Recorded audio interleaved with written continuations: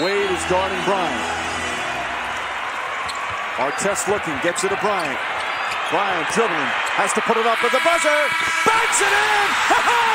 He banks in the three! And the Lakers win the game!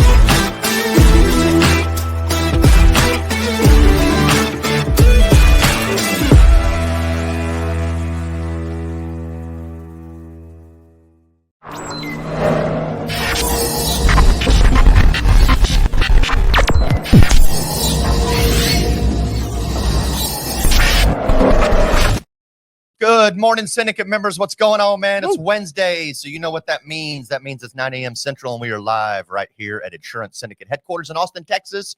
For Winning on Wednesday, as always, my name's Tony Merwin, your co-host. That dude on my right is the Jolly Ginger Giant, the Tower of Power, the Master of Disaster, Lean Joe Green, the money-making machine. And he's also the king of trucking insurance, if you're not aware. But what is going on, my friend Joe? How are you today? Happy Winning on Wednesday. It is the first live show of the new year. Boom. Happy 2025. Time to thrive. When we were doing our Monday meeting, I wrote down 24, and I was like, shit, I swore I wasn't going to freaking do that. It's 2025. But Happy New Year to y'all. Yes, it will. Thank you guys, as always, for tuning in. Hope y'all had an amazing holiday season, an amazing kickoff to 2025. We are excited to be back here live with y'all at Syndicate HQ for Winning on Wednesday. Real quick, if you guys can, let us know in the comments that you can hear and see us. I see you guys tuning in. What's up, Miss Nancy?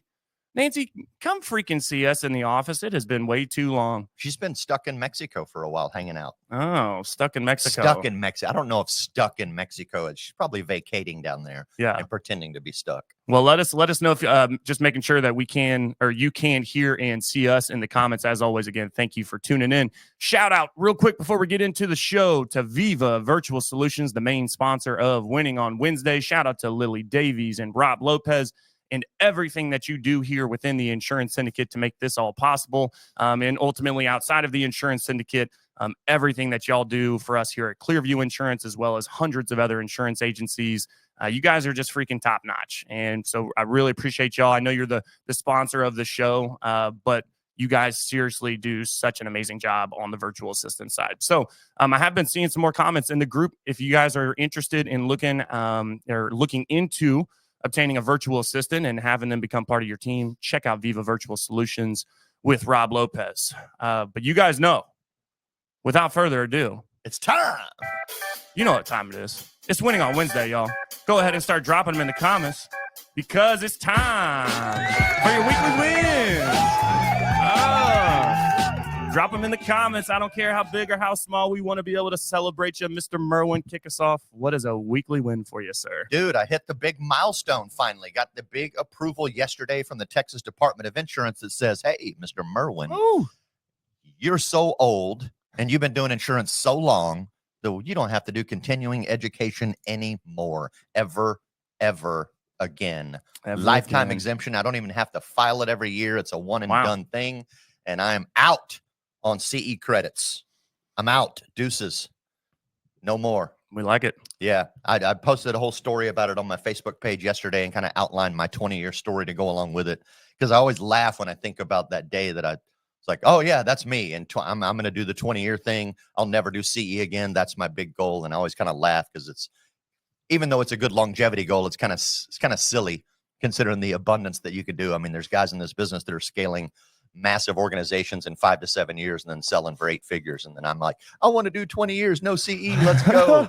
Like, it's a little silly, but it's an accomplishment nonetheless. And I'm proud of it. Right. Well, no, I mean, I think that's a a beautiful testament to the different routes that you can take within this industry, right? I mean, it's like you were on that wholesaling side and freaking one of the top freaking recruiters in the country and wholesalers in the country for years, right? For over a decade. And that's I've 5 different routes to get here. Somehow I've only ever really been on the PNC side of things. So, but I will say it's definitely, you had to, I'm sitting in a different seat, I think, than when I first started. My weekly win, oh man, honestly, man, it was the kickoff to the new year. So typically, and I was in the office day after Christmas. I mean, I got to get into the office and get prepped. But after New Year's, I ended up actually taking that Thursday. It was such a weird Wednesday and then another Wednesday. But I ended up taking just that Thursday and Friday, which I never do, to just hang out with my kids. And man, y'all, we were outside playing just for days. Laura got her new bike. We got a trampoline.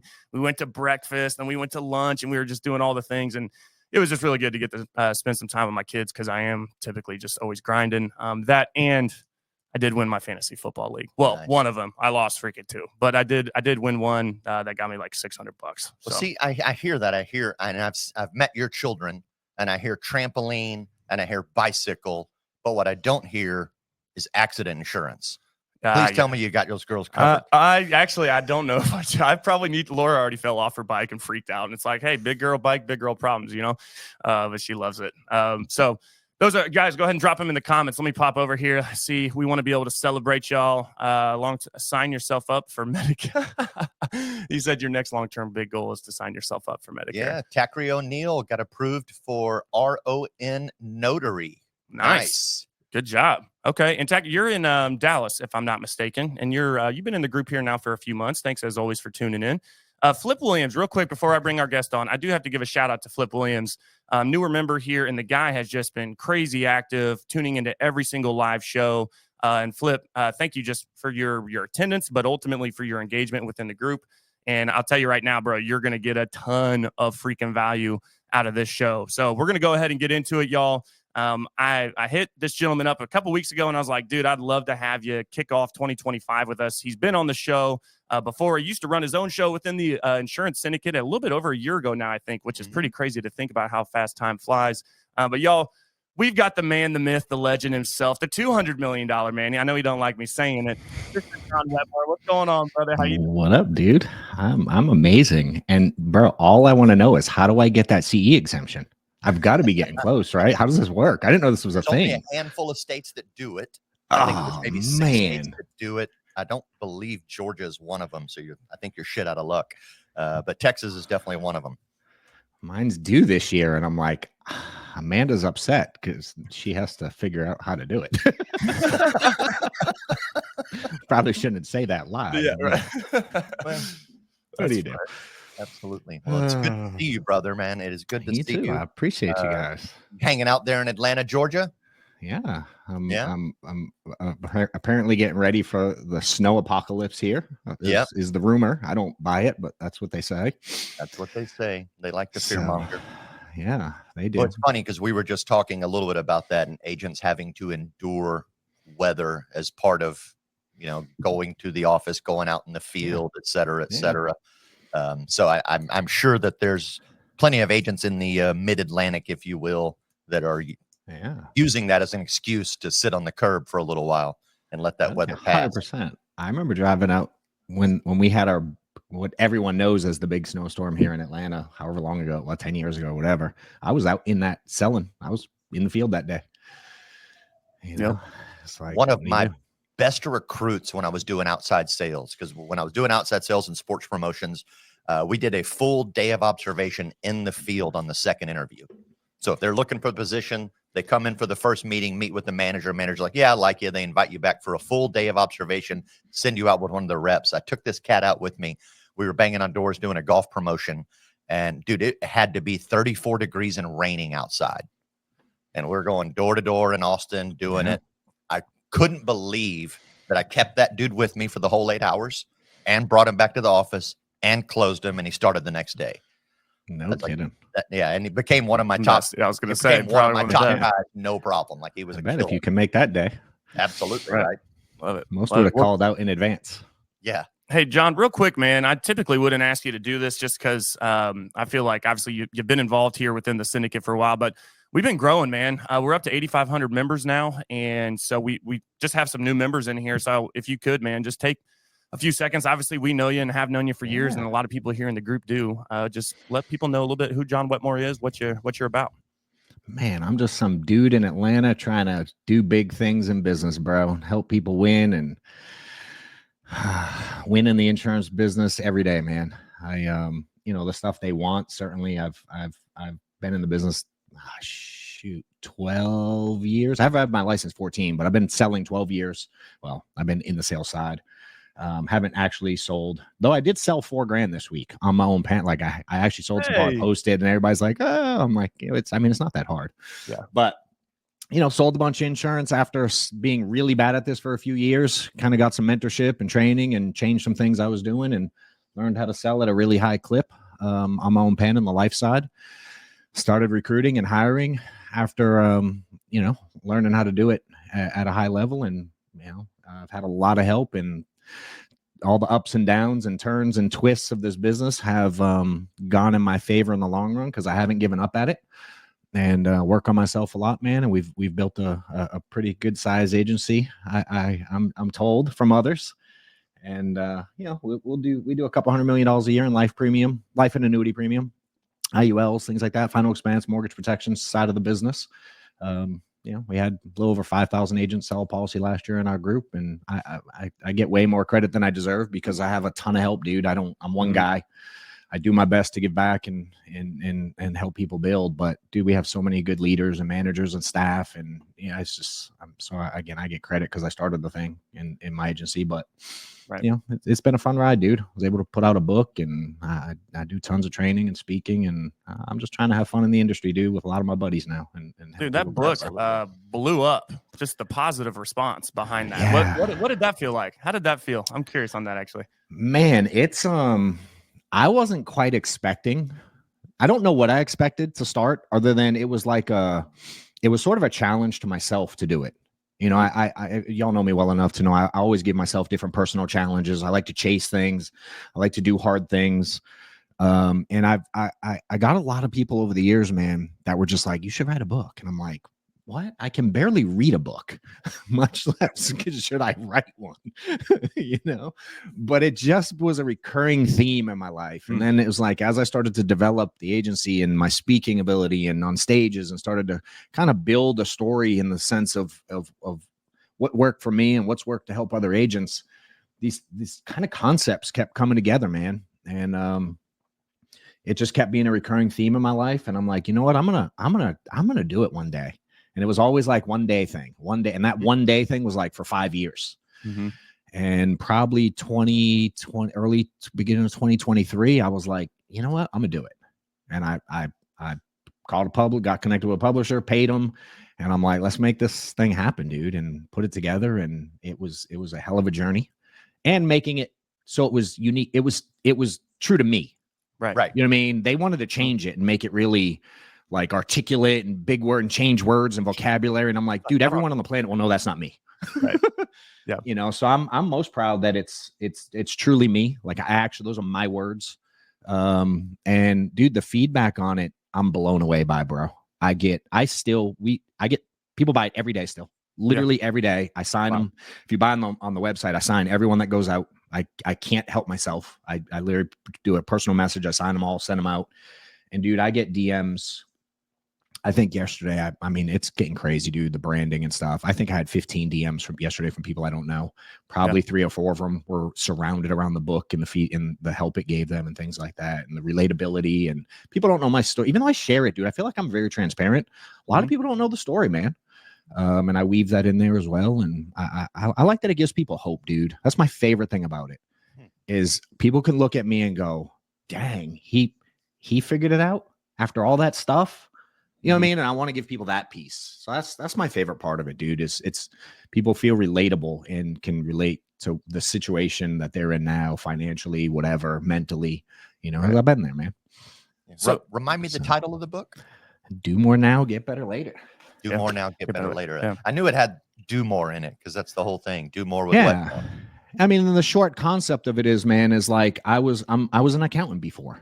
Right. You know, I had a corporate job. I'm a corporate guy. I come from blue collar work, warehouses, restaurants.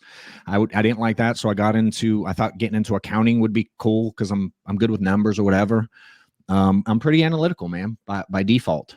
I can overthink things. I can be kind of negative, and I roll out of bed more on that side of the world than like happy-go-lucky. You know what I mean? Positive. I just do. And I struggled in the business for the first few years because I overthought everything, and I didn't put action behind things. I've learned now, you know, and I just made a decision one day, like, what if I just accept who I am in regards to like close ratio and my sales ability and those things. You know what I mean? I was like a 40% close ratio guy. And I would get frustrated, man. And I was always trying to find the magic trick. And I literally made a decision one day, like, what if I just do more now of what's working? I just accept who I am and I just do more of it. And I worry about getting better later. Like, what would that look like? I wanted to know. Mm-hmm. And for me, it was a mental shift where I just shifted like training, knowledge, all the stuff, and then the work. And I just shifted it, dude. I'm like, I'm not going to give up on this. Mm-hmm. I'm just going to shift the priority. And I just went to work, dude, accepted who I was. And dude, I went out and cranked out nearly 500 grand in life premium on my own pen that year. And it literally changed my life. Right. You know, I and think I just started teaching that. Doesn't the work though, like, and it's so funny. It's not even, you get better later, but yes, you're getting better over time, bro, because of the work. It just starts. Yeah. And I didn't realize that piece of it when I made the decision. It was a choice to like, I'm going to literally forget about getting better right now. I'm just literally going to table it for today and just go after it this year. This is 2015. And then what I've learned now is it's like a principle that you will get better later when you do more of something. It's like kind of common sense when I say it out loud. Mm-hmm. But I was one of those dudes that didn't really grasp that in the right way, you know, and just making it an active choice mentally changed the game for me. And that's what I've trained on, dude. I'm not the guy getting up there, and I can teach sales, but I'm not the guy getting up there going, let me give you the 12 best sales tips to, you know, triple your income this year. Cause I quite frankly, I don't believe it works if you don't put in the work. I just don't. And no one's ever proven me otherwise. Like, this guy doesn't work at all, but I gave him this phone script and his sales quadrupled this year. I've never seen that case study. Yeah. Real quick before we get going into some of the questions, and really I do kind of want to pick your brain, and this is maybe a little bit selfish for myself and Tony, as well as all of our, but definitely for our members as well. I mean, we're trying to grow, and I know we talked a little bit a couple of weeks ago when I'd reached out, but just what we're trying to do on the Clearview side. I know obviously what Tony's trying to do on the Go Ovula side. Like, we're really trying to scale, and there's so many pieces. You already brought some of them up, right? It's like, dude, sure. I started this thing, but I could not be doing it without other people, and so I want to get into some of that. But I think, you know, you hinted on it just a couple minutes ago about just that, your story, right? And how, like, dude, guys, like, I have been there. And I would love if you could just share maybe just a snippet of maybe like a holiday story from when you were going through those rough times. Because I will say, even though I say happy holidays and I hope you guys all had an amazing Christmas and New Year and start to the, some people hate this freaking time of year, or some people have a lot of hurt or pain, or maybe they're even just going through the freaking ringer right now where the new year doesn't even seem that exciting. Could you share maybe some of your story, and hopefully they can resonate with some of that? Yeah, dude. It's weird. I get like emotional inside when I think about, because it hits me like a ton of bricks, dude. Yeah, it's wild, bro. Like, man, I mean, I grew up on welfare, dude. You know what I mean? Like, my mom was single mom, teenage mom, welfare. I had a kid at 16 on the way. Government was paying for my housing when I was an adult. You know what I mean? I didn't live in a regular house, like what everyone knows as a house. My wife's baffled by the fact that when I lived in a quote unquote house, you go in the front door and you share the house with multiple people, like a multifamily house. My wife can't even wrap her head around what that means. And I'm like, huh? So I lived in apartment complexes my whole life. The nicest thing we lived in was a 3-family house. You know, and you share the driveway, you share the front door, you share, you know what I mean? Like, that's all I know, dude. So to me, like, holidays were what they were. You know, but then as you start to get older, you start to see how some people live differently. They're able to provide differently. You know what I mean? So I don't like remember my childhood being miserable. I was a happy kid. I enjoyed living in the hood, to be honest. I freaking had a blast. But as you start to age and you start to see what's possible. Right. You know what I mean? When I tell my kids no all the time, I just thought that's was life. Like, no, you can't, fool. You can't have that. You get 3 gifts, bro. Like, that was just normal life to me, you know? But then you start seeing other people being able to say yes. And then you start seeing other people in the industry that have the same license and ability you do, being able to say yes without looking at pricing. You know what I mean? And you just start seeing people get to live different. And I'm like, how nice would that be? You know, and I can remember, dude. So when I grew up in Boston, and a small family, my mom, 2 aunts, you know, nothing major. We don't have like a massive family or anything. And I moved to Georgia now 20 years ago. And every year, for the most part, I'd fly back up and we would do Christmas it would rotate between my 2 aunts and my mom's house. And it'd be family Christmas.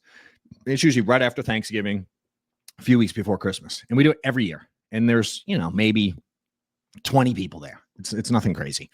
Aunts, cousins, etc. And early on, when I first met Steph, she came up. She would come up with me, and she's starting to get to know the family and things like that.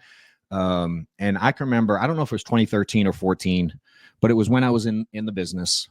And my first full-time year was 2014, so it was probably that year. And I go through the year, and I'm doing okay. I'm mediocre. I'm paying the bills, whatever. You know, but holidays come, dude, and all of a sudden there's all these reasons why you can't pick up the phone and you can't go make sales and you can't go see clients. You know what I mean? It's like Thanksgiving, and then I got to plan the trip, and then we got holidays, and then I get the kids for their vacation. They're out of school for 2 weeks and all this stuff, man. And I remember being at my aunt's house, dude, and I would take a week off. The kids that didn't live with me, we either had them the week before Christmas and got them Christmas Day, or we'd pick them up Christmas Day and have them till they went back to school. It was kind of one or the other, you know. And one of those weeks we take the week off. I have everybody, and we go up to Boston. Or I was at my aunt's house in New Hampshire at this one specifically. And I go up there, dude, and, you know, you have the time off and you have vacation. And you're supposed to be with family, enjoying it. And everybody's there, and they're eating their appetizers and having their beer and their wine and all the stuff, and happy and joyous. And just, you know what I mean? Everybody's having a good old time, just happy as can be. And dude, I don't really remember much of the Christmas party, because all I could think about was the fact that I couldn't like know where I was going to get the money for the mortgage that month and the car payment and the, you know what I mean? I'm like stressed over the Christmas gifts and like, how much can we stretch this thing to get? I got 5 kids. I got to figure out how to get all of them multiple, you know what I mean? It was just like, that week to me was like so stressful that I don't even remember Christmas, dude. I don't even remember hanging out with my family, because all I could think about was the burden of the finances. And I had taken some time off, so I felt guilty. You know what I mean? I don't have cash coming in. I don't have any pending policies. I can't go, I'm getting paid on Thursday. Like, I don't have any of that, dude. Right. And I was miserable that week, bro. And I'm supposed to be up there hanging out with my family, having a good time. And I'm the, you know, independent contractor, self-employed, insurance. And I'm just, dude, I was miserable because of finances, you know? And I remember leaving there, bro, and I was like, this isn't how it's supposed to be. Like, I'm meant for more. My kids deserve more. My family deserve my attention. You know what I mean? Like, it's supposed to be a happy time. And I just, that started that thought process of like this doom. This was right before this concept I just talked about. I mean, it was like that happened right after that holiday season.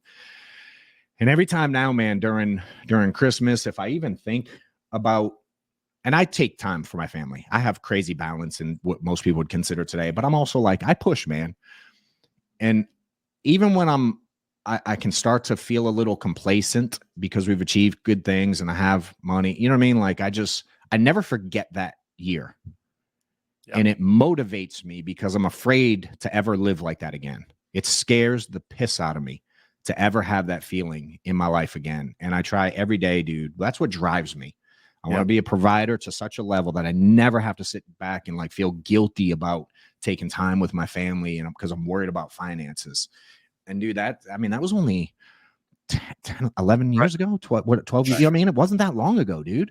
Mm-hmm. And what has happened in 10, 12 years now it blows my mind, to be honest. I can't even wrap my head, but I know I've done the work. Right. So I'm like, I remember the grind of it all, and people only see the headlines and the highlights. And I'm like, yo, come to my office. Like just even today, bro, I got this. I was like, yeah, I'll make it work for you, dude. I am on video training from 10 a.m. till 3 p.m. today, and I don't have a break. Doing some type of team call, an event. I'm with Arturo. I have our Zoom today. I have some marketing. Literally, it's just who I am, dude. When I'm at it, I'm going at it. Yeah. And it's because I don't want to live that life again, dude. I lived it for 37 years, you know, and the last 10 has been an unbelievable ride, dude. So holidays are very different today. Now your problems are if your never flat AMG tire doesn't actually work on the side of the highway. Only a few y'all know about that. You know? Now, hey, I was like, you know what we got to do this Christmas, dude? I'll share. It's kind of bougie, but I don't care. I'll just share it. You know, like Maddox only knows money. You know what I mean? Like he didn't grow up with the other kids. Right. My older kids grew up broke as can be. They never saw that side of me. My daughter went to college, I think in 2012 or 13. So like as I was starting the business, she went off to college. You know, next one was right behind it. The two in the middle kind of saw both sides. They saw the evolution and the change. Maddox, all he knows is us having money, you know, so I have to teach him different things. Mm-hmm. But, you know, I do have some nice cars, but after a while I get bored and I'm not like a car guy. I just don't care that much. Drive the truck. Yeah. I mean, my pickup is my favorite truck, dude. Yeah. I've had it for almost 5 years. Mm-hmm. It's a nice pickup, but it's my daily, dude. Mm-hmm. So Maddox has been bugging the crap out of me to get a Porsche. And I'm like, okay, why? We have I don't even understand. And he knows he's like, you get the GT3 RS and he knows all these things and the models and he knows everything about them. So apparently I'm like, fine. We'll trade in I traded in the Bentley and the AMG I'm like, I'll get rid of these and get one for fun. Why not? So December, I don't know what it is. You Porsche people know. It was like December 4th is when they opened up to where you could build it. Mm-hmm. Right. Yeah. So I'm like, this year I let Maddox go on and build a custom Porsche. You know what I mean? I'm amazing, like, dude. So he got to design it. He picked literally everything. I'm like, you do it. He's like, what do you think about colors? I'm like, that I'm not wired for that. That'll overwhelm me. Picking, matching, I can't do that. So he literally went in, dude. I let him go in, design it, do the whole thing. And so I go to buy it. And I'm like, well, then I find out Porsche doesn't work quite like that. You can't just go buy that's not how they work. You kind of have to be in. So we go, the dealer calls and they're like, yeah, so this allocation, you can only get so many is the way it works. And you have to kind of be a customer to get what you want. So we got him I say him because it's mine, but you know, we got the Turbo S, the 911 Turbo S. Nice. So we just got, that was kind of like a different Christmas, bro. Mm-hmm. You know what I mean? It's like, and that's what this business can do for you. Yes. And there's plenty of business that can do that, but ours is really lucrative. And you guys heard the time frame. I want to go back to, because in case y'all didn't hear, or maybe you're tuning in a little bit later into the show, the guy went from the story that he just told you, right, to where literally not even remembering some holidays because of the financial stress, to literally 10 years later, he's got over 2,000 riding agents and their organization does over 200 million a year, right? And if that don't miss that. That is how freaking powerful this industry really is. It's why I believe in so much, and it's my passion. It's my job with Clearview is, dude, showing people this freaking opportunity. I feel like we do truly have that obligation. I know that you had a few people in your life that really showed, dude, come on, man.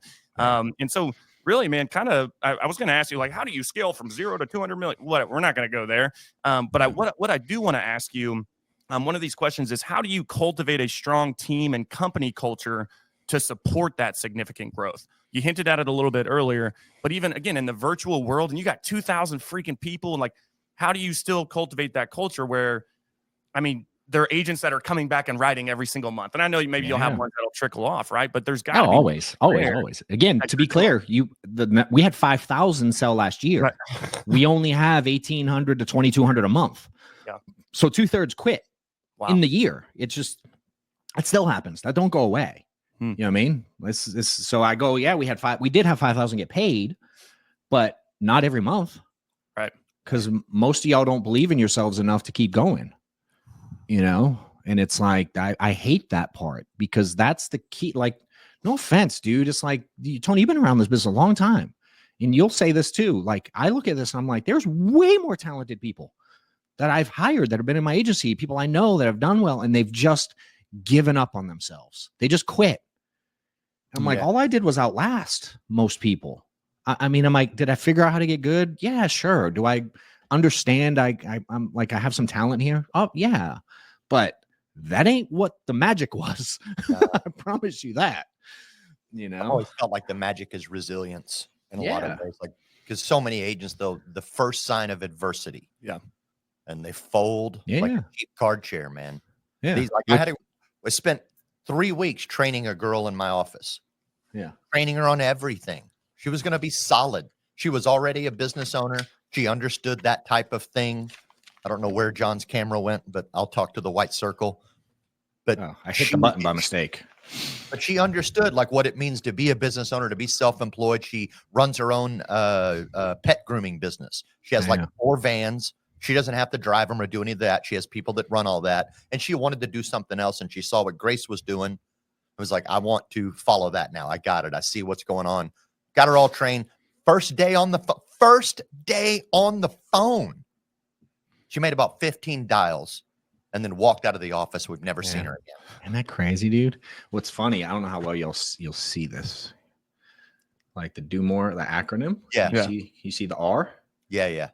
Resilience. It's resilience, dude. I believe it's a major part of this thing, you know? So to answer the question, man, again, I can't go back to how little of this I manage on a daily basis. Just being really transparent at this stage. Right. You know what I mean? I'd be doing people such an injustice if I made it like I manage the culture of 2,000 people a month, because I don't. You did start it, or you at least 100%. You planted the seed, right? Yeah. So for me, it was like, how do we get there? Man, when I changed my focus to how big can my agency be? How many agents can I have? How much volume can I do? What kind of spread can I have? What are my overrides this month? When I changed my focus to, and I did it because I was able to do it because I started selling so much on my own pen. I didn't need agents in the way I thought I needed agents to build a business and to change my revenue, right? Initially, I was like not making enough money. And I'm like, if I just get some more agents, I can make this much money. That's right. I did the math. I still have the math on my phone to this day. I keep it from the math I was doing in 2013, you know? And like, I even got to a point, just very transparently, dude, where I was such a analytical accountant tracker of things, dude. I knew how much I made in overrides from every agent that was with me for each month. I looked at it, you know what I mean? And it was like, there was some kind of ignorance to that. You know what I mean? It was like, it was very selfish in my eyes looking back. Because I think by nature, I'd be like, all right, if I made $1,200 this month from this guy, or $300 from this guy, well, this one call, you know what I mean? I'm like, I'm muddying the water for me. You know, when I changed this thing, dude, to go make it happen for my family from a sales standpoint. And then I made an active decision, man, that I was only going to work with people who wanted to help their family as much as I wanted to help mine. It's a better fit for me, my personality, the way and I was like, you know what? My focus is going to be really helping people go from wherever they're at now to wherever they want to go. And I want to understand what they're willing to sacrifice in the middle. And then my job will be to guide them to make money. I will guide you. I will give you the path, the yellow brick road. I'll map it out, but you got to be willing to do the work, you know? And when I started changing my entire focus to how much can I help people get paid? And that was the driving factor. Yeah, dude, how well did you do this month? How much did you go from $5,000 in your account to $10,000? Did you go from $0 to $400? Were you able to pay off that $600 credit card this month with 30% interest? How's the car payment? Are you caught up? Or are you still behind? When I started working on that angle, dude, I started helping people manage their checkbooks. I had this couple, husband, wife, they didn't pay a single bill in their life for like a year and a half without calling me for approval first on which one to pay, because they wanted to manage their life right. You know what I mean? When I started doing that stuff, bro, we blew up, dude. I mean, we just blew up. And then I started, and some of those people that I taught that stuff, you know, some of our biggest leaders, dude, I remember having to teach one dude, he didn't understand what a mortgage was. Like in life, he was young, his first time, he just didn't understand. He's like, what is a mortgage? How does it work? What does it mean? Like he did, right? So, like he just didn't. And I'm like, all right, so I'm teaching him, you know, and I start teaching people how to actually make money. And then the next step became, I got to a certain point, you know, we had, 40, 50 agents selling, just me doing that and grinding and helping people and taking a lot of calls. And then I was like, dude, I can't take any more calls. I'm one guy. My phone's blowing up all day long. So I decided to hire some staff to help support it. Right. And then I started identifying people who were also very like-minded and wanted not only to win for their family, but they wanted to help other people win. Those people are very easy to identify. There are some people who will help other agents, whether they get an override or not. There are some people who will contribute to trainings and meetings and events and calls, and they'll drop anything for you. Those became my people to dive into deeper and go, like, do you want me to help you get to a new level? Like, it's like, remember old school Mario Brothers? You know, if you went in the pipe the right way and hit the cloud the right way, you hit some magic level that nobody knew about. Yeah. This works that way too. And you can't get out. I don't believe you can get there without someone giving you the path or the cheat code or the way to there. I just don't. And so I just started making everything we did, dude, whatever systems, whatever process, whatever I was doing with staff, the things I was teaching, I just started copy and pasting them, you know, and guys that wanted to win, I would teach them how to speak to agents. I'm like, jump on the call, 3-way, I'll get on and I'll speak to them and I'll teach you how to do it. Just listen. And I just did a lot of that, dude. And I would spend time and I would travel and I'd go to people's office and we'd help them hire staff. And then Amanda started training their staff. So I'm like, why am I trying to teach this dude how to train staff? He don't do it. I don't do it. Amanda does it. Hey, Amanda, will you help? So I started giving her upside to win in the business and make more money for helping build the agency. Yeah. And Amanda makes ridiculous money today. She's been with me 8 years doing help me build this thing. Mm-hmm. You know, and it's like, I had an agent ask me yesterday if I could hire her as staff when they found out what I pay her. You know what I mean? Like she does, but she's helped us build this. So then it started her train staff, me train the agent. And we started going at it from that angle. And then once I build that model, helping someone get to 20, 30, 40 agents, I can copy and paste that over and over and over again. Yeah. I never taught someone how to get 2,000 agents or 500 agents. I never taught that. I'm like, let me teach you how to get 10, 20, 30. I can teach that all day long over and over and over again. Mm-hmm. So we've just duplicated, dude. And so a lot of people took all the concepts, all the thought process, all the things we did, and they copied it, including culture. Because that's part of it. You have 10, 20, 30, 40 people, bro. You better learn how to run a good culture. Mm-hmm. Yep. You know? Your team calls and your resources. Yeah, buddy. That goes buddy. With that. Yep. So that's the shortest way I can explain it.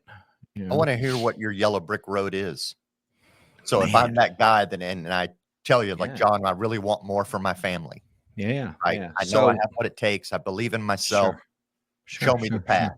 What are some of the things you're going to tell me? What's your path? Yeah. So I always tell people this because everyone wants like a one conversation answer. So I'll give you the best I can. Sure. But the reality is it's ongoing. Sure. Right. So I have people now reaching out to me to pay me for coaching, consulting, and all kinds of crazy. Dude, it's turned crazy, bro, behind this. Like we haven't caught up in details in a while. It's turned bananas, dude. Yeah. And people are like, how quick can you teach me? I'm like, it depends where you want to go. I mean, it's like the yellow brick road's a long one. It's like, I always look at it like this, Tony. You been to Atlanta Airport?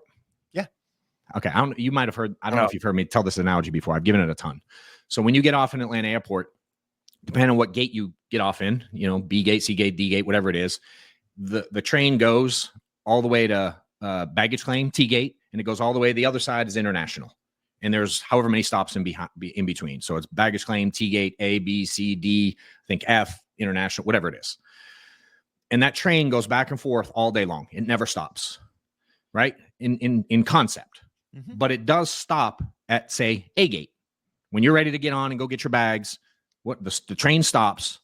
And what happens when the doors open? Everybody runs or in one direction or the other. You have a bunch of people run on the train. You have a bunch of people exit the train. Correct. Not everybody gets off and not everybody gets on. Right. Some are getting off. Some are getting on. Does that make sense? And if the yellow brick road, you picture like the Atlanta airport, the little the tram, part of this ride, dude, is some people get off. They're like, I've gone far enough down the road. I'm out. And they get off. Ain't mad at you. You hit a ceiling, lob the lid. Maybe you quit. I don't know what it is, but some people get off, dude. And then crazy enough, new people get on. And they help me take the train to the next stop. You know what I mean? Now I ain't getting off the train. You could argue I'm operating the train. Right. Does it make sense? But all along the way, dude, people get on and off that train. So for me, it's like an endless learning curve. You know, now I'm sort of driving the train, so I'm also trying to learn at the same time. Like, as you know, building something, we're the blindest of them all. Yeah. None of us know how to get to the next level, though we can teach people how to get to wherever we're at. Right. You know, so for me, dude, it always starts with a base of, again, figuring out where they're at, where they want to go, and what they want to sacrifice. So I give out free tools. I can share them if you want me to, or not. If you don't, I don't care either way. But I give out free tools so people can do this stuff on their own. And it's really figuring out schedule and goals and figuring it out with your family. Like, where do you want to be? And it's literally, if you can, do you care if I share it to? I'll give it out if you want. Absolutely. You go johnwetmore.com/resources. Lily, free, there's no catch. Lily, if you could drop that website in the comments. Repeat that one more time, John. johnwetmore.com/resources. Cool. Literally a form, you fill it out, you'll get an email within minutes.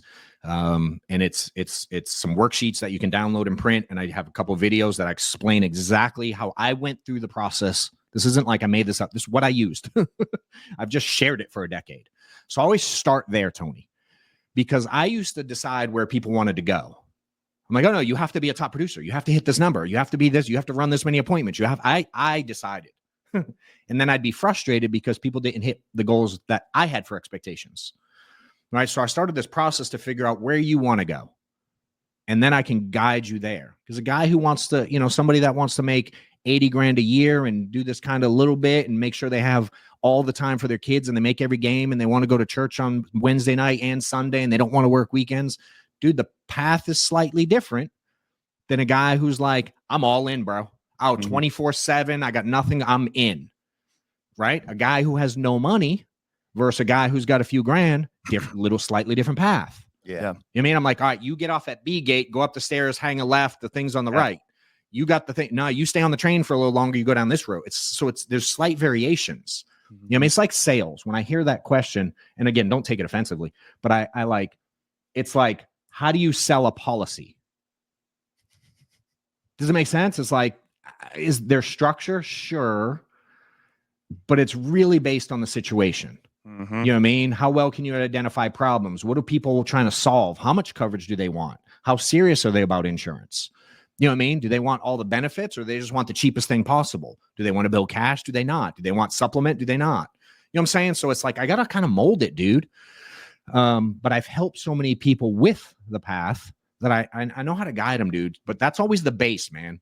Yeah. And then for me, it's being coachable and then doing the things you say you're going to do.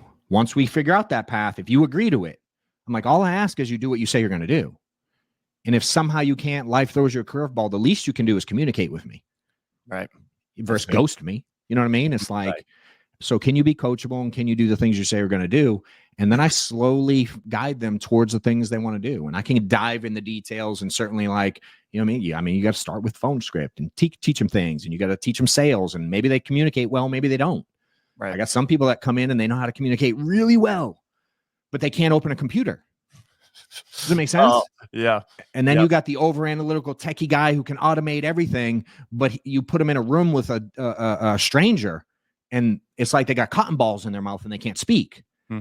Slight variations in how I do it, right. But at the core, dude, I'm trying to take people from here to there based on what they say they want to accomplish. Makes sense. Go one layer deeper on that train. I really like that analogy and just kind of the imagery and what I'm picturing there and kind of something that I've learned even just kind of in my evolution of this property and casualty stuff. And like, I mean, I'm selling franchises now. Yeah. Like when we first met, John, my contract was 15 pages long, brother. Like, hey, throw me some cash and let's get going. Let's do some business, baby. And now, but what I've learned, especially now that I'm on this franchise side, and that's the only we're not doing anything with the old contract or anything like that. It's like getting to see people get onto the train at different stages as well. Maybe they didn't even start with me at point A, but man, I'm at point C. Maybe some dude's given up, but then man, this guy who's never even been in, he's already coming in at this stage. And then it's like seeing like how to navigate that. And it's just been really cool to see where like some people aren't even in this industry, but man, they are playing at a high level. Sure. And I catch them at that gate and I'm like, dude, get on the train. Come on. Yeah. And hell, sometimes you got to build a new gate, dude. Yeah. Like maybe your thing's under construction. You got to open a new one. It's like, hey, I got too much going on. I need to open up a new section over here. Right. I mean, go to Atlanta Airport. Things under construction every day. Yeah. It never ends. Or to your point, hey, you guys get on Amanda's train, and then and then the salespeople are going to be on my train. And then now we have 3 trams running or whatever, Correct. right? Correct. Yeah. And that's the beauty of it. We just built these in multiple cities. Mm-hmm. So like it started in for us, it started in Atlanta, sure. In my office, I was doing all the stuff. And then at some point, someone was in Charleston and she was like, I'll build an airport. You know what I mean?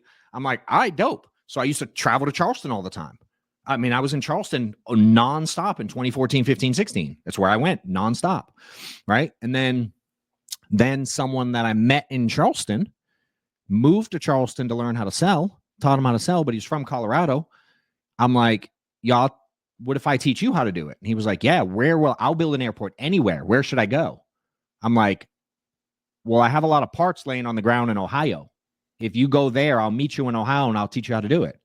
So we started building in Ohio. And then I started traveling to Ohio to teach this dude how to build up there.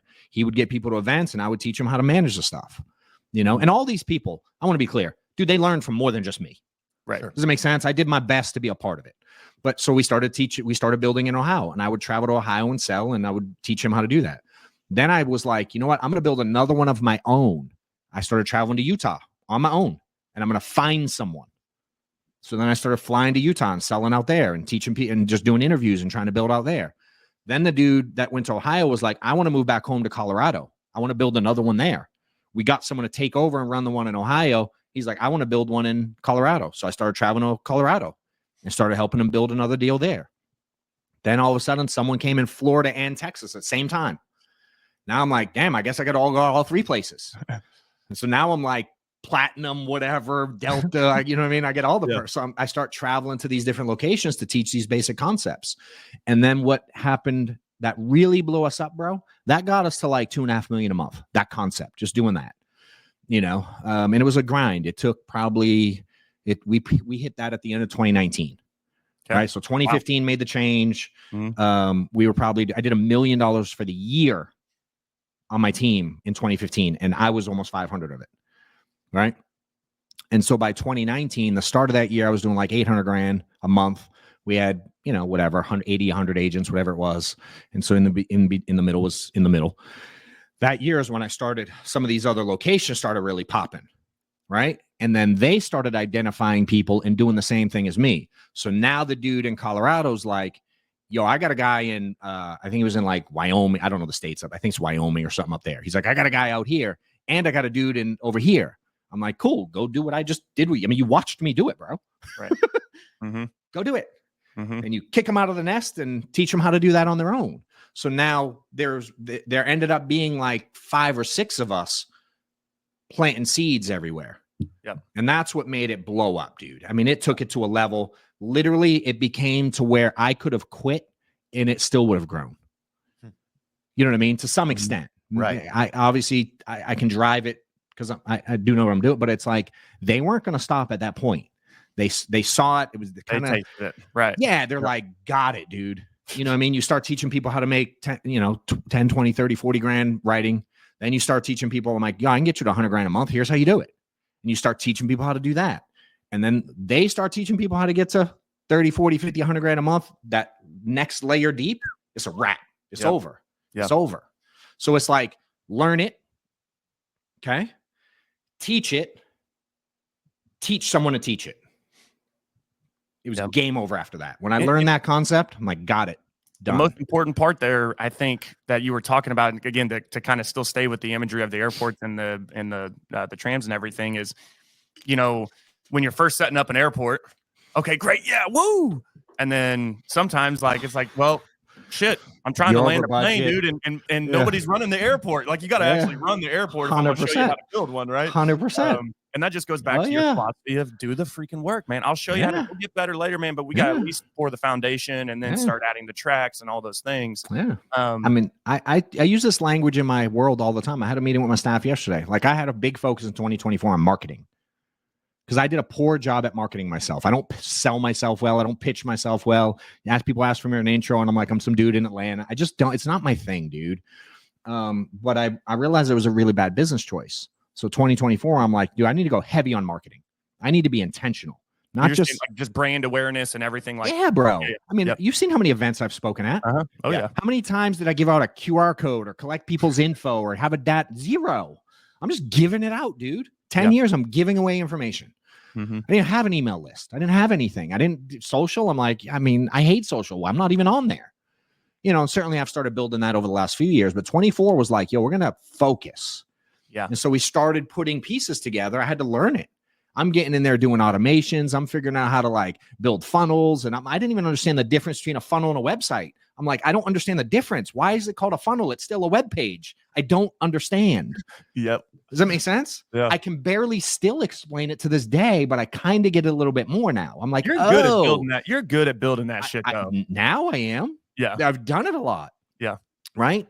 So we get all this stuff coming in, and now we're starting to see, all right, we start looking at our CRM. We just go high level and we start looking at stuff. And I'm like, oh, it's not organized at all. It's just names. And we send them emails and text. Sure. But like the opportunity, the pipeline, we had nothing.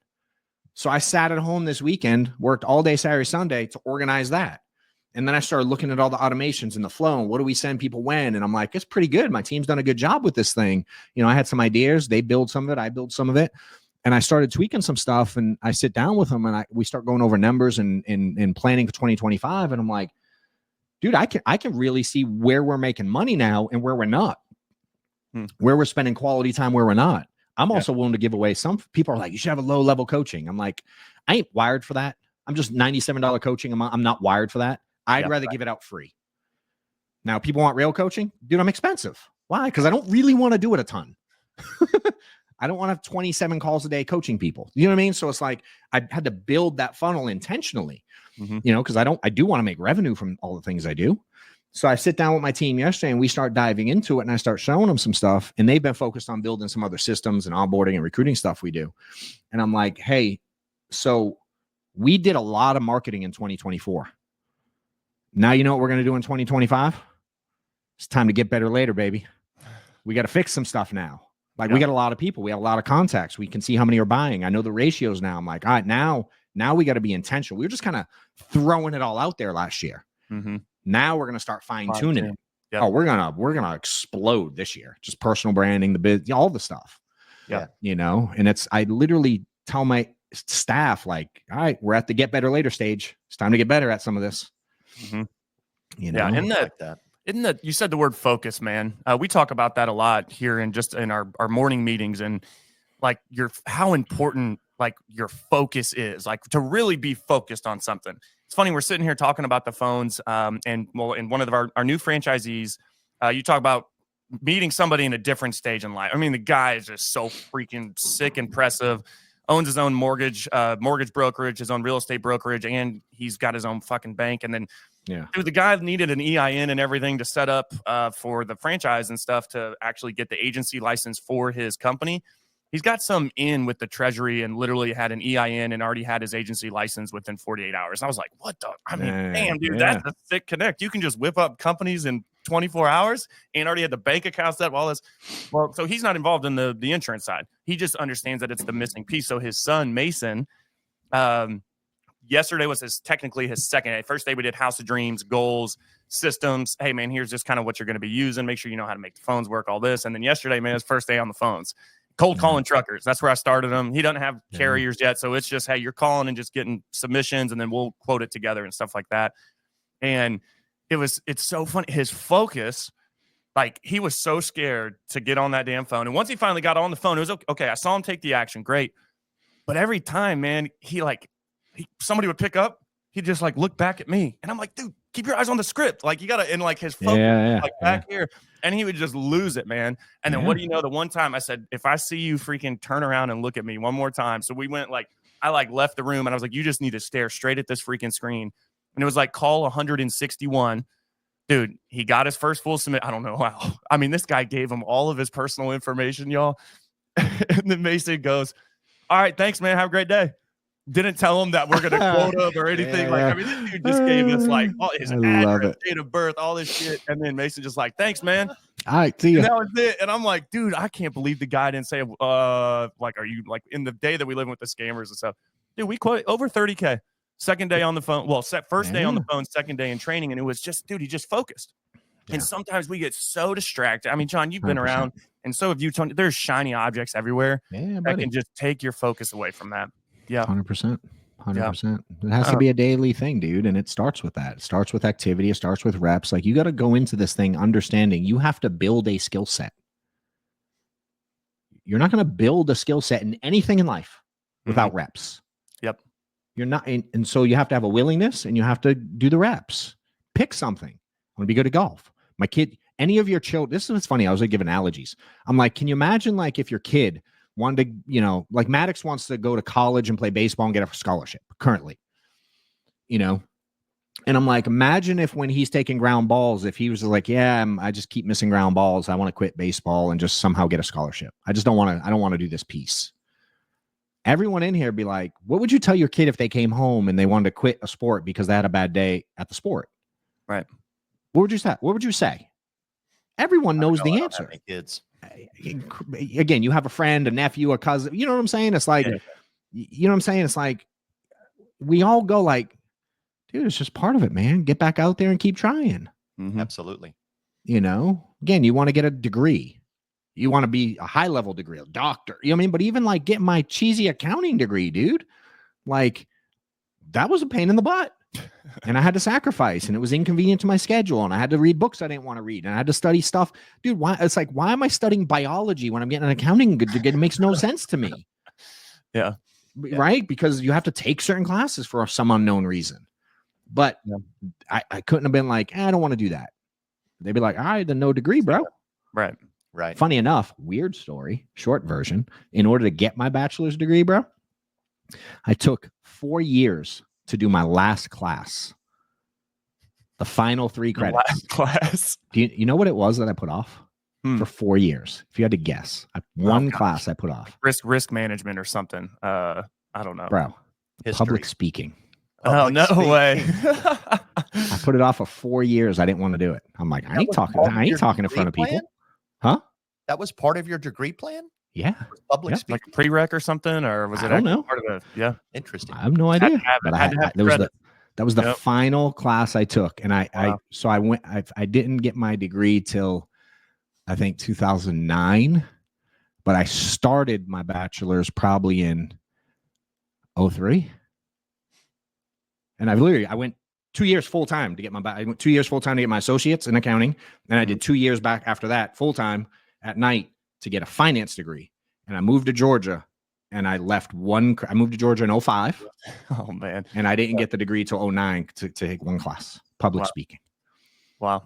That's funny. Yeah. Looking back at it now. Hey man, I know you have a training coming up, so I want to be respectful of your time. I would love to, man, if you could close out our show. It's one of my favorite things I've ever heard you talk about or speak on. It's just so powerful about how you would dial when it comes to Maddox, and that remember that, and just I think it's so powerful. I lived it, dude. I do everything based on that. Yeah, you know what I mean. It's like share some of that though, because it's powerful. Yeah, I have to. I kind of led to some of the way my inner thoughts are by default. You know, I always say, like, I was in a parking lot the other day, a couple weeks ago, and I'm driving through like a grocery store parking lot. I'm trying to go to this health food store on the other side of it. And I'm driving through, and this will just lead you into who I am as a person by default, the way I'm wired. And, you know, usually when you get in front of the grocery store, there's speed bumps. So you have to kind of slow down. They force you to slow down. So all the old ladies crossing with the little shopping carts, they make you stop. And I have to get to the other side of the grocery store. So I'm driving the car, and I'm slow rolling. And, you know, I don't stop, but I'm slow rolling. And this guy starts to cross out, and he's looking at me, and he starts making these hand motions. And I'm like, I hit the speed bump, and I'm, you know, 30 feet. I'm nowhere near the guy. Yeah. And I'm go over the bump, and he's walking across the thing, and his mouth's moving, and his hands are flying. And inside, I'm boiling. I start to boil. Right. And I'm like, what the hell is this dude pissed at? Like, what? I'm nowhere near you, bro. Like, get out of the way. And I'm like, inside, I'm losing my mind. He gets past the road, and he starts to pull in towards where his car was with his little cart. And he's looking back like this, and he's doing again like this. His mouth is moving. Dude, I slow down. I roll down the window, and I'm like, he goes, dude, I love your car. I just wanted to see if you want my parking spot. I'm leaving. It's like, damn it. Yeah. My wife would have assumed what he was doing, that he was trying to be helpful, and she'd have waved and said hi. They'd probably had lunch together. You know what I mean?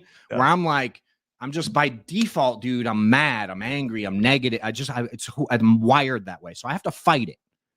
Does that make sense? I'm emotional. I get frustrated. I want to kill someone this morning.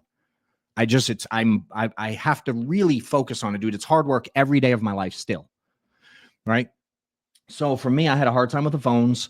I didn't like people telling me no. When they said they didn't fill it out, I wanted to prove them wrong. I wanted to, like, you know what I mean? I wanted to win the mental battle on the phone. I wanted to win the argument. I wanted to be the one that hung up on them before they hung up on me. And I'm like, I was just bad, dude. I had poor manners. I just wasn't good with it. And so those are the reasons I started looking at, like, I didn't put in a lot of energy and effort, and I wasn't making a lot of dials because I was getting the negative side of things. And I read this quote I stole it from a podcast. I didn't plan on sharing this, and I'm going to get to your answer. It said, I got it from Chris Williamson. If you've never listened to Modern Wisdom podcast, it's bomb. He said, the more somebody complains, the less accurate their perspective of the world is. Interesting. So as I was complaining on the phones, dude, I had an inaccurate perspective of what calling leads was like. Yeah. Does that make sense? I had an inaccurate perspective of what the industry was like because I was complaining nonstop. So of course I had a bad perspective, just like I did in the parking lot. Right. And so I didn't have a lot of effort, a lot of energy. I wasn't making a lot of dials. I'm 40 dials a day and I'm pissed. And then I started thinking, like, and I share this with a lot of people, and you can word it the way you want. I'm going to word it the way I worded it for me. Does that make sense? Some people think it's a lot, and I'm a lot. So sorry. But for me, I started going, like, if someone kidnapped Maddox, right? And at the time when he started, he was 9 months old when I started the business. He's 13 today. If someone kidnapped Maddox and the only way for me to find him was to call these leads, would I be emotional if someone said they weren't the one that had Maddox, call the next lead? Would I be emotional if they told me to F off? Now I'm emotional about Maddox, but do I care what this person says to me? At all? Would I start earlier in the day? Or would I be like, and no offense to you, like, rule followers, I'm not saying break them. What does the FTC say at the time I can start dialing? Would I care? Right. Do you know what I mean? Like, what time would I start? Would I take lunch break in between the same way I do now? Would I let my buddy call me and be like, yo, can you help me load my truck? I need to put a dresser in my truck. Can you come over and help me? Hey, we have a barbecue Saturday. Can you make it? Hey, you want to go get hammered at the bar? How would I handle those things if Maddox was missing? Mm-hmm. How emotional or unemotional would I be about the process of finding, you know what I mean? Like, how late would I dial? How many would I be afraid to call someone 3 times in a row if they had Maddox? Right. Would I care what they said? And for me, dude, I don't. Not trying to be mean. I'm not going to bulldoze people in a mean, rude. I'm not saying that. But, like, would my emotions be different? Of course. You know, and so I still like go, what could I get out of myself? I do crazy physical things now. I hike mountains like an obnoxious amount of times. I'm signed up to, like, do 3 marathons in 3 days, and I'm not a runner. I actually hate running. But in July, I'm doing 3 marathons back-to-back days in the mountain, like trail mountain marathons. Damn, man. Nice. Right? Because I like to challenge myself, dude. And I go, if Maddox were somewhere in the mountains, would I be able to go 26 miles 3 days in a row? Bro, I mean, 3 miles an hour is pretty slow pace. I can do it in 9 hours. Do that shit. I'd have like 25 right. or 15 left over. I have plenty of time. Mm-hmm. You know what I mean? And for me, it was a way to get out of my own head, dude, and stop being emotional about things that I couldn't control anyway. I mean, you can control it if you behave properly, but it was like, some people are going to tell me to F off. I dialed this week to test some leads. Dude, John Wetmore got told to F off this week. Dialing final expense leads. Mm-hmm. Like, it's part of the game, dude. And just for me, man, I just had to take my emotions to a new level and my willingness to challenge myself to work more and push more because I wanted big things, dude. And that stupid little exercise helped my messed up head push through emotions that would have otherwise stopped me. You know, and maybe that works for you. Maybe you got to find your own thing. But if y'all think we don't have issues, if y'all don't think we think negative or are emotional or the day goes perfect, you've lost your ever-loving mind. I'd argue I have more problems and issues than most of y'all on an everyday basis. Every day something goes wrong in my office. Every day. But I've become someone who can be non-emotional as possible about them. I can always look for the solution, and I can find how can I get better. There's this frustration. I'm unhappy with a result. Maybe I had the input, maybe I didn't, but I'm unhappy. There's this like, right? So I go, what can I change to control that? Always, no matter what the situation, even if the other person's wrong, even if the leads were a scam or they sucked or whatever, like what can I do different to control this? You know, and it starts with up here for me, dude. And that was my weakness. So I had to, but we're aware enough and we're smart enough to know that we think stupid. The brain is nuts, dude. So when I think stupid, I know it. And all I've done different now is I catch it and I don't let it linger. Yeah. Most of y'all still let it linger and it carries on for days or weeks or months or some. Guy hit me up yesterday, dude. He's been licensed as long as I have. And he ain't dialed in 7 years because he's overthinks the phone. I'm like, well, you got to get over that, you know? And so you just got to find what drives you through. And again, that's what always worked for me, man. And I still, excuse me, look at things that way through Maddox. If Maddox were on the line, what would I do? Right. Yeah. I see my wife has adopted some of that mentality because I see it just in how hard she works. Because the way she views it is her family back in Colombia is on the line. Yeah. Yep. Right. 100%. Everything that she can create, the abundance that she can create affects them. And if she doesn't do it, it affects them. 3 of them work for her. If she fails at any level, it affects them. Yep. Right. So, and I watch how hard she works. And I'd said, that's her drive. And she gets the reward every year because she gets to go play Santa Claus during Christmas every year, takes 2 giant suitcases full of clothes, toys, shoes, everything for all the nephews, nieces, and kids. So, I mean, she's starting to experience that reward as well. Plus, again, 3 of them work for her and they make more money, have more freedom than would ever otherwise be available to them in Colombia. Yeah. I love it, dude. I've heard some of the story before. Last time there weren't 3 on payroll. So it's cool to, growing. Cool to see she's growing it. Absolutely. Well, dude, John, I know we're holding you late, man. I know you're booked back to back. All good, bro. Real quick, I know you said so now we're getting better at marketing this year. Is that the main focus for this year? What's next for y'all? Yeah, man. My goal is to continue to just help people get paid to a new level. You know, I'm helping a lot of agencies and companies and stuff like that build. So when the focus for me is how can I help other people build their side, certainly I can market. But if I'm not staying true to that piece, one, I don't really want to do it. It's not, that doesn't drive me anymore. The money part that comes with it. You know what I mean? Right. So I'm going to stay true to that because it's worked for me for 10 years. I mean, people do reach out to me to help them make more money. Like, let's not sugarcoat that. You know, so if that's the driving factor for me, and then certainly we're going to get better at targeting and identifying my ideal person to work with. You know, you start seeing it's like, all right, how can I speak to that person better? How can I find more of my people and the people that mesh well with me and follow, you know what I mean? And enjoy learning from my style. And, you know, so we're just going to kind of continue to fine tune this thing and figure out where I can add value. Cause I have a bunch of staff, man, that I want to do really well. I don't want it to just be Amanda and the others it's not like I don't pay them, but I want them to hit. I want them to be, I want to be like, yo, I want all my staff over 6 figures, dude. Yeah. You know? And we're working on it, man. So that lack of selfishness is an amazing lesson in this industry.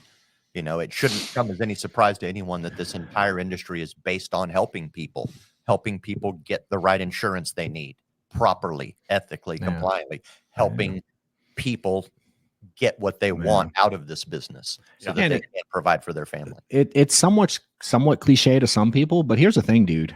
If you ain't putting in the work, I'm gonna cut you off in a second and watch you drown. It's just who I am, dude. I don't have the energy if you ain't in it. I just don't. So I'm not the like pat you on the back, go get him, Tiger. It'll be okay tomorrow. I help people. I will a little, but I only got so much of that in me, dude. So for me, I need people that they want it. Like in their actions confirm they want it. Because everyone's words, how many people today tell me they want it? Today's my day. Dude, I hear that every day, bro. Right. So I have to have some kind of boundaries. Go find you 1,000 Zach Tradowskis, dude. Yeah. Dude's a freaking killer. And they're out there, dude. There's people Millions. You ever heard Milet say like, I don't know how he words it. He words it much more elegantly than I will, but he's like, you are the most best equipped to help the person you used to be. Yeah. Does that make sense? I find that to be really true in my world. And so I can help a wide range of people. I try to be really dynamic, but my sweet spot, is people with their back against their wall, ready to go to work and do what it takes. That's my sweet spot. You know what I mean? And so I'm gonna focus on that, dude, a lot. And all the other people, I love you all. I give it out for free nonstop. So stay on the train. It's just a different train. You know what I mean? Because I'm not charged. I don't have the energy to run that I'm giving it out. Get on the train. I give out so much free content, dude. It's stupid. Right. Well, y'all, as we close out, check out johnwetmore.com. There's plenty of ways that you can contact and sign up for stuff with John. And like he said, he's got all kinds of free content and resources and stuff out there. Lily, if you could go ahead and drop that in the comments. John, is there any other way you'd want them to reach out outside of, they can contact you through the website or Facebook or any preferred way? Dude, so like I actually answer my DMs. Like some people are like shocked that I respond. I'm like, yes, like it's actually me that answers the DMs. It's not my team. Yeah. So I like when people certainly share things with me. I like when people tag me and stuff. And I don't mind people hitting me up direct. I might not answer you all in 4 minutes, but I literally answer everyone. I've even learned recently that a lot of people go into the requests thing in Instagram, which I didn't know existed. I went yesterday and I had 15 of them in there. I'm like, oh boy, I should probably answer these people. I'm voice chatting with people. You know what I mean? I'm like, love it. So I do like it, but you better be ready to work if you're going to hit me up. You're definitely one of the gems of this industry. Absolutely, man. Been blessed that I've had a chance to meet you, hang out with you, get to know you, and become a friend. So thank you for the impact that you've made on this industry. We all appreciate it. Yeah, my man. Absolutely. And within the insurance syndicate, dude. Absolutely. I love having you on. I was like, dude, I gotta have you. Last time we went for an hour and a half, so we got all right, guys. We're getting better. We're only going for an hour 15 now. But it's like, dude, I could just keep going, man. The conversation is just so good. I learn every single time I get to speak with you. We should do it some more, bro. Yeah, absolutely, man. We should. We need to talk some shop about some maybe some in-person syndicate stuff. Maybe even go down to old Kennesaw, use those offices. Let's go. Get out there. Got space. Yeah, that would be fun. We'll set you up. We got a whole studio I'm sitting in. You can do whatever you want in here. Love it. Well, Mr. Merwin, go ahead and close us out, my man. Yeah. Thank you again, John Wetmore, for coming by. Thank you guys for tuning in. As always, man, we do it every week. We do it live. This is how we do it. Every Wednesday, 9 a.m. Central. Tune in. We'll see you next week. We have Chase McAllister coming on next Wednesday. Love it. Oh, we're doing cash giveaways with Chase actually live on that show. So that's going to be fun. And actually, hey, I did win last night. I won 15% off his live inbound transfers because I was on his live forever. But then I gave it. He's like, dude, you don't buy life calls. Shut up, Joe. Give it to somebody. I was like, all right, give it to this guy. But that'll be fun. Awesome. Well, John, thank you, man. And y'all, Insurance Syndicate, do more now. Get better later. We'll see you guys next week.